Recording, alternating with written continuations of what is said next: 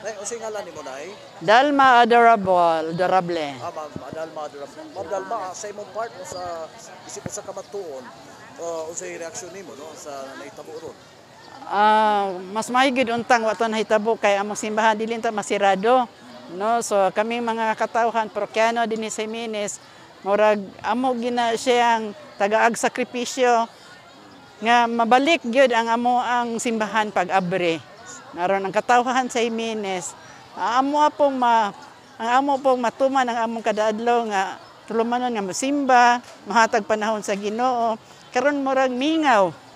Mingaw gyud siya. So andam mo nga musanong sa unsay mga sakripisyo. Oh, ang dami mo sanong kung unsay sakripisyo labi na sa kamanduan sa atong Archbishop Martin Humuad. So naagid mo karon alang ning pagpaygayo. Oh, dinhi po mi ganina kay nagura santa pod mi kauban sa mong parish priest wag ang mga assistant parish priest si Father Romel, Father Rolig, si Father Romel. So diyang nag-viral ang one, nakita ba nimo tong video no after adto? Wala gyud ko kayo kuan open sa ako ang akong cellphone. Ang mga tao na pag anhina mo sirado man ang simbahan. So dito na nigawas ang mga istorya nga naday nag-viral nga video. So alang nimo unsay mensahe mo sa simbahan?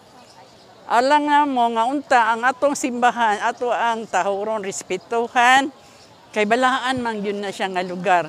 So dili gyud angay nga manastamasan, kinahanglan diyan tagaan gyud og respeto, tagaan gyud sa bilis yang pagkabalaan isip simbahan.